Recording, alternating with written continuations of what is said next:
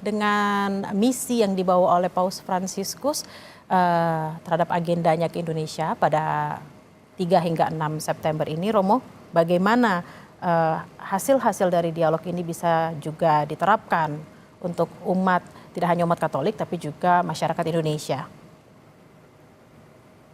Ya, itu memang pasti tema khususnya relevan untuk Indonesia, karena itu juga ada kunjungan ke Masjid Istiqlal dan pertemuan lintas iman, karena itu juga salah satu keprihatinan beliau. Tetapi seperti tadi saya singgung, saya kira dalam hal ini Indonesia cukup punya relatif nama baik lah. Diakui pengalamannya bahwa secara umum, pada umumnya ada relasi yang baik antara penganut agama yang berbeda-beda. Memang tentu saja masih ada juga ya tantangan-tantangan yang harus dihadapi berkaitan dengan hal ini. Kita juga selalu harus waspada, jangan sampai khususnya biasanya kelompok-kelompok yang kecil mungkin ya, yang cenderung mungkin bisa kurang mendapatkan haknya, atau ada bentuk-bentuk penghayatan keagamaan yang ekstrim, yang mengizinkan kekerasan, itu tetap juga kita harus waspadai. Maka saya kira cara terbaik adalah seperti sekarang sudah terjadi di Indonesia, selalu sudah ada ya budaya silaturahmi. Betul. Kalau Paus Fransiskus dalam ensiklik Fratelli Tutti memakai istilah budaya encounter, perjumpaan ya. Saya kira di Indonesia itu sudah cukup dihidupi ya, orang bersilaturahmi itu sudah biasa ya, antar orang dari berlatar belakang agama, suku dan budaya yang beraneka ragam. Itu perlu dijaga dan dikembangkan sambil terus diwaspadai ya, kecenderungan-kecenderungan, bahaya-bahaya penyalahgunaan agama misalnya untuk kepentingan-kepentingan tertentu yang kemudian bisa melahirkan sikap-sikap yang merusak harmoni itu. Ya. Romo, kalau tadi kita lihat kedatangan Paus Fransiskus, Paus memilih untuk menggunakan mobil yang sangat sederhana, juga penggunaan pesawat yang juga sangat sederhana, bukan pesawat-pesawat khusus gitu ya Romo ya. Apa yang bisa kita lihat dari sini Romo? Apa yang membedakan dengan kepemimpinan pada paus-paus sebelumnya? Sudah kelihatannya sejak awal beliau dipilih menjadi paus. Bahkan pemilihan nama Fransiskus. Pilihan itu juga pasti mendapat inspirasi dari teladan Santo Fransiskus Assisi yang bukan hanya mencintai orang miskin dan sederhana, tapi juga hidup sederhana. Dan keutamaan kesederhanaan itu saya kira dibutuhkan oleh dunia kita sekarang ini ya. Dunia yang cenderung konsumeristik ya. Dunia yang tadi itu juga karena ketidakmampuan menahan diri atau yang berujung juga pada kebiasaan, beliau menyebut budaya lain throwaway culture, budaya membuang, yang juga mengancam ekologi ya, alam semesta. Dalam rangka keprihatinan kita bersama untuk menjaga alam, saya kira sikap sederhana itu dibutuhkan. Sikap sederhana, menjaga alam, ya. Juga sikap-sikap yang harus diteladani bukan hanya bagi umat Katolik, tapi juga bagi seluruh umat dan masyarakat di Indonesia. Tadi juga Menteri Agama mengatakan takdir kemanusiaan, takdir kita berbeda-beda, tapi juga kita saling menghargai. Dan juga ini menjadi salah satu yang menjadi concern, menjadi perhatian dari Paus soal Pancasila. Bagaimana membumikan Pancasila kepada mungkin masyarakat yang belum memahami esensi dari Pancasila itu sendiri, Romo? Pembicaraan tentang itu kiranya sudah banyak. Pembicaraannya sudah banyak. Pembicaraan sudah banyak. Memang diperlukan juga supaya orang tidak lupa ya tentang Pancasila itu. Tentu saja yang paling bagus adalah mencari bentuk-bentuk atau gerakan-gerakan kreatif untuk secara nyata mewujudkan nilai-nilai itu ya dalam hidup sehari-hari. Paus Fransiskus kiranya tahu ya tentang ini, dan kita mengharapkan bahwa kedatangan beliau meneguhkan atau memberi kita semangat baru khususnya untuk menghidupi, menjaga baik-baik warisan Bhinneka Tunggal Ika itu ya, diversity in unity yang tadi sudah dikatakan yang cukup dikenal di mana-mana kita mempraktekannya. Mudah-mudahan ini mendapat peneguhan sehingga kita juga makin sadar dan makin waspada untuk terus menjaganya. Kita semakin sadar untuk sama-sama menjaga dan mewarisi ini ke generasi berikutnya agar nilai-nilai Pancasila tetap dijunjung tinggi oleh masyarakat Indonesia.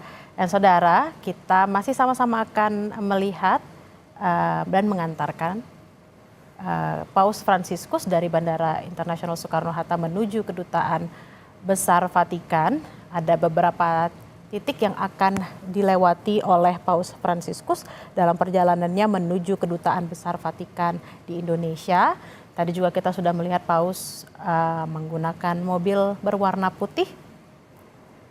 Tak henti-hentinya Paus Fransiskus tersenyum, menyampaikan pesan-pesan kecintaan terhadap kemanusiaannya juga melalui senyumannya yang tidak pernah lepas. Karena Paus Fransiskus juga dikenal sebagai the smiling Pope. Paus yang selalu menyapa dengan senyuman. Kita tadi sudah saksikan bersama saudara kedatangan dari Paus Fransiskus ke Indonesia. Ini adalah kedatangan yang sangat bersejarah setelah 35 tahun yang lalu Paus Yohanes Paulus II menjejakkan kakinya di Indonesia dalam kunjungan apostoliknya. Dan saudara, ada beberapa titik yang akan dilewati oleh Paus Fransiskus dalam perjalanannya menuju ke Kedutaan Besar Vatikan. Sejumlah titik nanti akan kami sajikan kepada Anda, saudara. Dan yang Anda lihat di layar ini adalah rekaman kedatangan Paus ketika tiba di Indonesia pada kurang lebih pukul 11:35 sesuai dengan agenda awalnya, saudara, 11:35 karena sebelumnya sempat dikatakan akan tiba lebih awal. Dan ini, saudara, adalah gambar Paus Fransiskus ketika tiba di Indonesia dan menghampiri para pendamping Paus yang terdiri dari perwakilan negara. Tadi ada Bapak Yakut Khalil Qomas, Menteri Agama Republik Indonesia, ada Dewan Pertimbangan Presiden Republik Indonesia, Gandhi Sulistianto, juga ada Duta Besar Indonesia untuk Tahta Suci, Michael Trias Kuncahyono. Ini adalah buket bunga yang melambangkan Bhinneka Tunggal Ika dan Pancasila yang diberikan oleh Mary Lourdes yang berusia 6 tahun dan juga Irfan Wael yang berusia 12 tahun berasal dari Kabupaten Buru, Provinsi Maluku. Dan saudara, kita sudah terhubung dengan Renata Panggalo langsung dari Kedutaan Besar Vatikan. Renata, bagaimana kondisi di sekitar Kedutaan Besar Vatikan terkait dengan kedatangan Paus pada hari ini, Renata? Ya, Bella, situasinya nampak kami menyaksikan beberapa meter dari gedung Kedutaan Besar Tahta Suci Vatikan, gerbang sudah dibuka. Ini yang menandakan Kedutaan Besar Tahta Suci Vatikan sudah siap untuk menyambut kedatangan dari Paus Fransiskus ke Kedutaan Besar, karena memang kalau dari informasi yang kami dapatkan, Paus Fransiskus setelah disambut di Bandara Soekarno-Hatta akan langsung mengarah ke Kedutaan Besar Tahta Suci Vatikan untuk menginap selama 4 hari ke depan dalam kunjungannya ke Indonesia.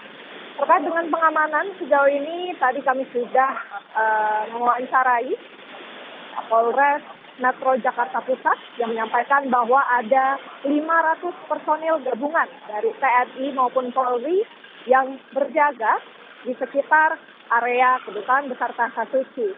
Kemudian juga dari Pas Pampres mengawasi atau mengamankan di area ring 1 yang berarti kedutaan besar Tata Suci Vatikan ini dijaga ketat oleh Pas Pampres, kemudian di area ring 2, di area Jalan Medan Merdeka Timur dan sekitarnya ini baru diamankan oleh TNI Polri, dan juga ring 3 yang diprediksi ini akan berada di sekitar Gereja Katedral Jakarta. Bella dan juga saudara, yang bisa saya sampaikan sampai saat ini juga rekayasa lalu lintas belum diberlakukan. Dari pihak kepolisian memang menyampaikan bahwa rekayasa lalu lintas ini akan diberlakukan secara situasional. Kalau yang kita lihat ini berarti pada saat Paus Fransiskus nanti melintas di sekitar area Jalan Medan Merdeka Timur, barulah nanti rekayasa lalu lintas itu akan diberlakukan. Sama halnya dengan beberapa jalan atau jalur yang rencananya akan dilewati oleh Paus Fransiskus. Misalnya tadi yang Anda sebutkan, Bella, ada Semanggi, kemudian Bundaran HI, Patung Kuda, ini pun juga akan diberlakukan rekayasa lalu lintas. Tapi kembali lagi ini akan diberlakukan secara situasional.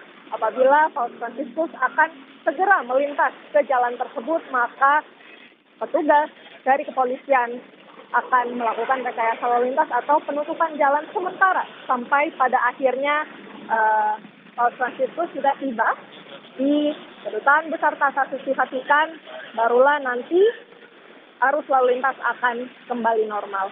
Jadi memang masih dinanti kedatangan dari Paus Fransiskus. Kalau tadi kami cek di aplikasi pers elektronik atau aplikasi navigasi, jarak dari Bandara Soekarno-Hatta menuju Kedutaan Besar Vatikan ini sekitar 30 menit.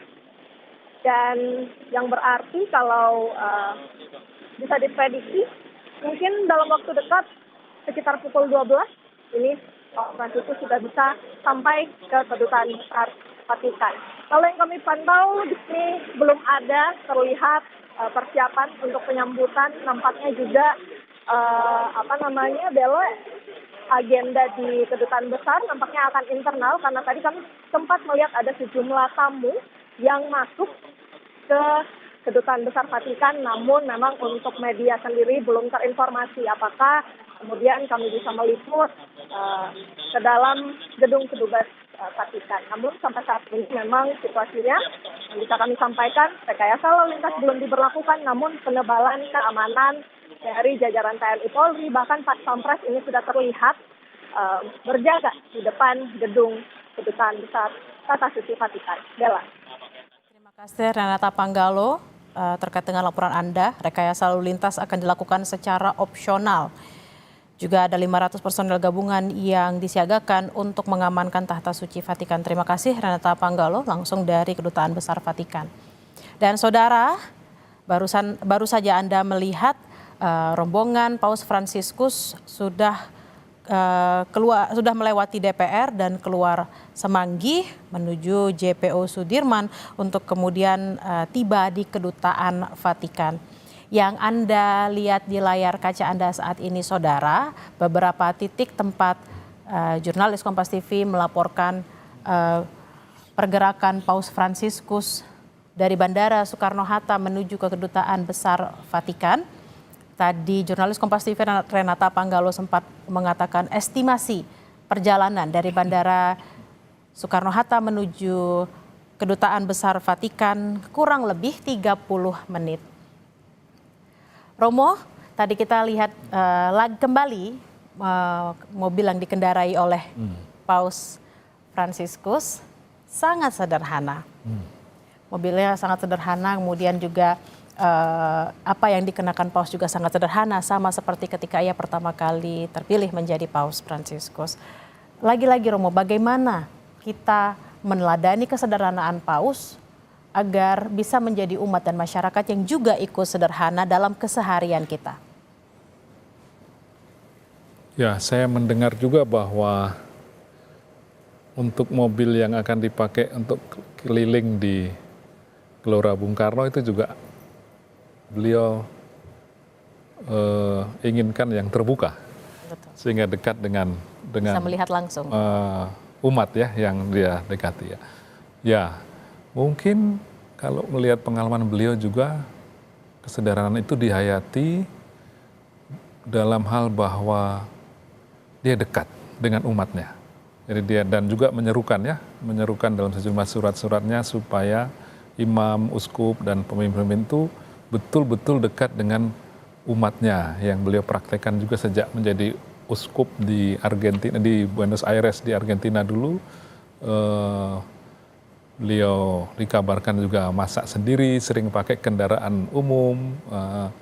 Dengan demikian jarak dengan umat dan masyarakat yang sederhana itu tidak terlalu jauh. Mungkin kalau orang hidup dekat dengan masyarakat yang sederhana, di sana juga bisa belajar tentang kesederhanaan itu secara lebih konkret begitu ya, dan menjadi selalu diingatkan pada nilai-nilai yang terkandung dalam hidup sederhana tersebut.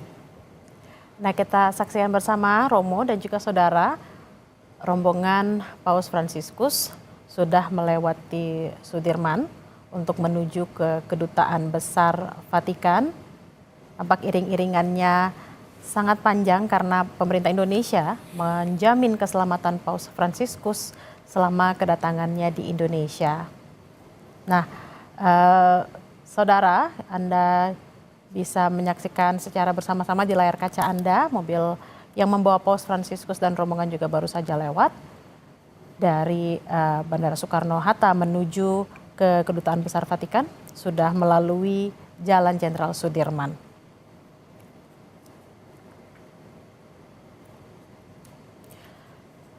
Kita akan kembali berdiskusi, Romo.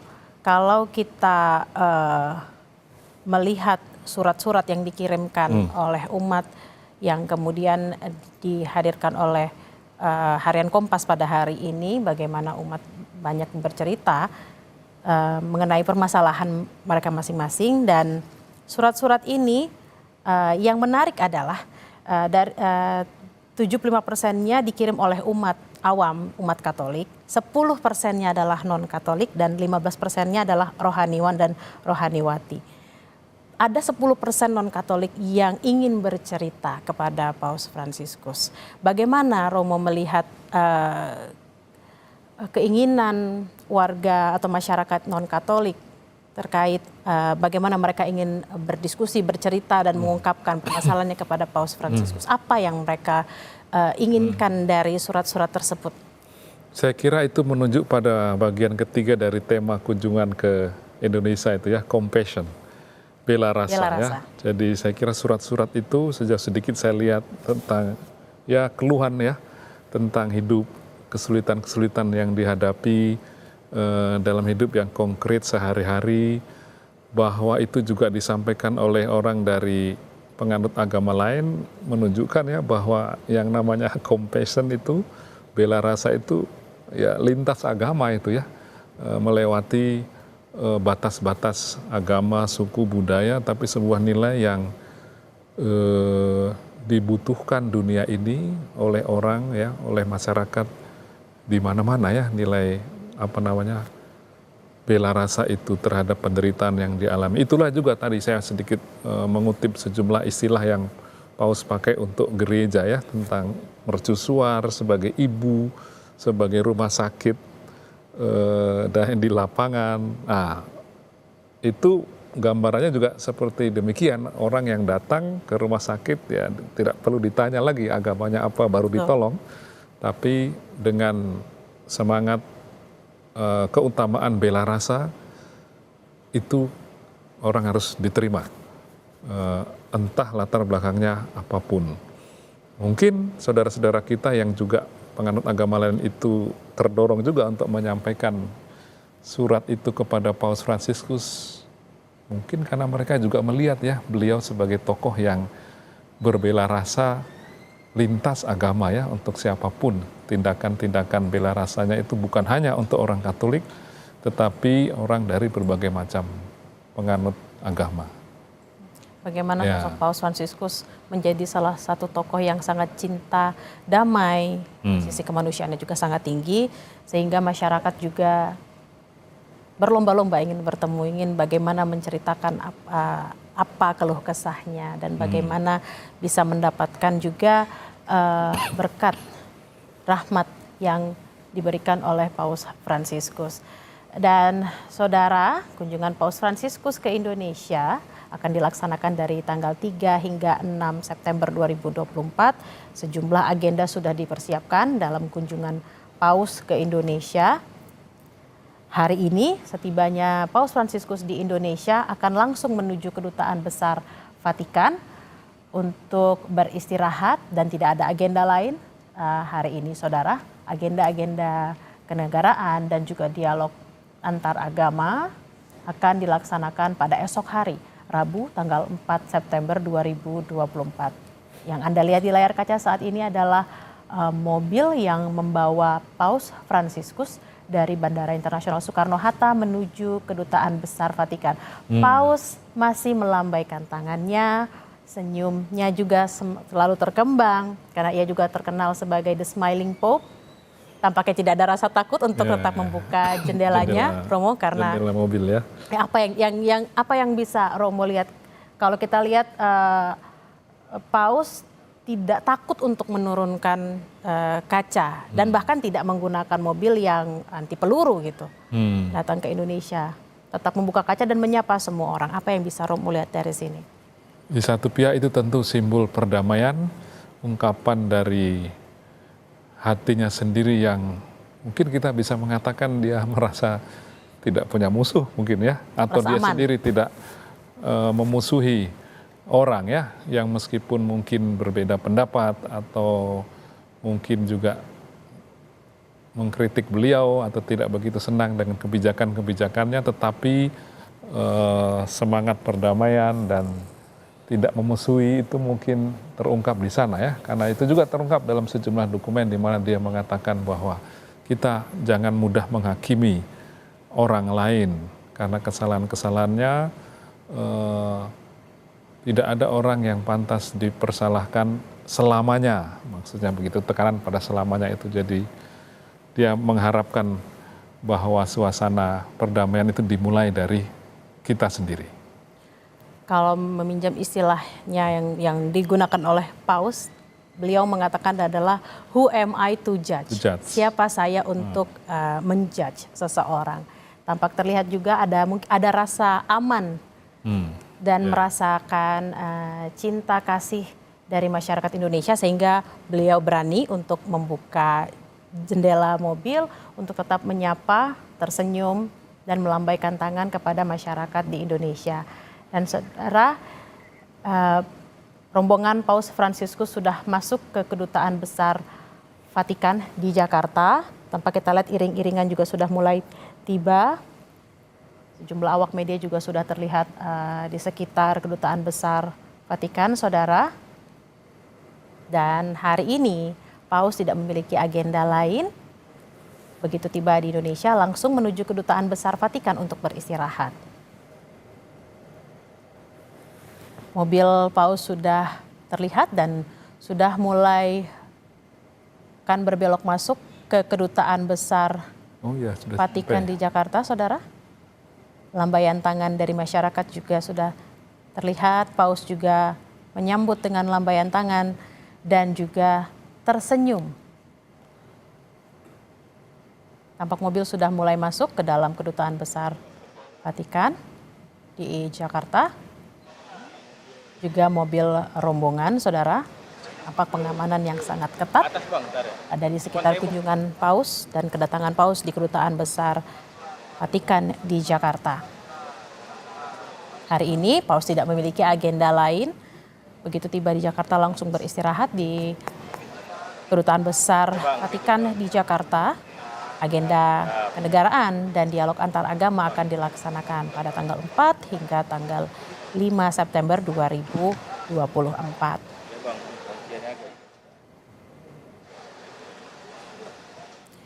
Tampaknya memang kalau kita lihat perjalanan yang jauh, juga usia yang tak lagi muda, tidak mematahkan semangat Paus untuk tetap menyapa umatnya dan juga masyarakat Indonesia. Bagaimana Romo melihat ini? Itu juga luar biasa ya, kita harus bersyukur bahwa beliau dengan usia hampir 88 tahun, Desember nanti masih mempunyai energi dan terutama saya kira semangat ya, karena dia ingin dekat dengan umatnya yang jauh. Kita ini jauh, negara dengan jumlah umat Katolik yang secara persentase kecil, Minoritas gitu ya. minoritas ya, tapi beliau mau mengambil resiko dan berani untuk memutuskan pergi dan mengunjungi ya. Saya kira itu mengungkapkan juga semangat sebagai gembala yang ingin dekat dengan umatnya.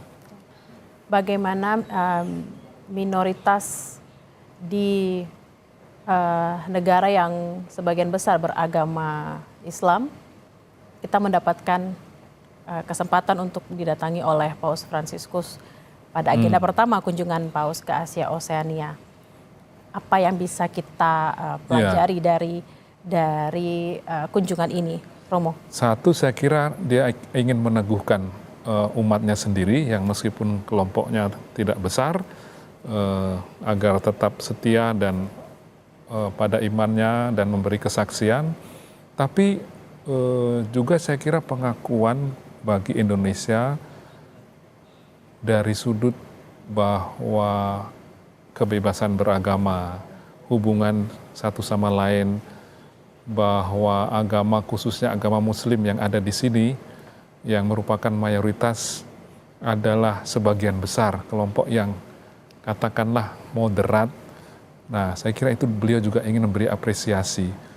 Jangan lupa bahwa beliau pernah bersama-sama dengan imam besar Al-Azhar di Abu Dhabi tahun 2019 bersama-sama menandatangani sebuah dokumen tentang persaudaraan ya, Human Fraternity, Imam Ahmed Al-Tayyab, dan dokumen itu punya gema yang cukup luas juga di Indonesia, juga di kalangan saudara-saudara yang bukan Katolik, di saudara-saudara Muslim di NU, di Muhammadiyah. Sejauh saya sedikit mengikuti kelompok-kelompok itu, mereka sangat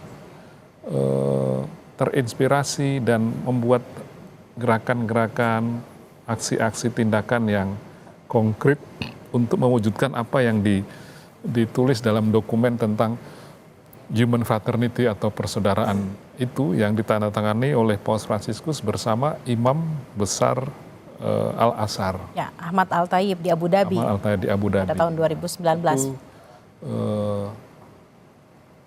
dokumen yang juga sangat penting dan sekali lagi itu sangat dihargai juga oleh orang-orang dari penganut agama yang lain juga yang di Indonesia.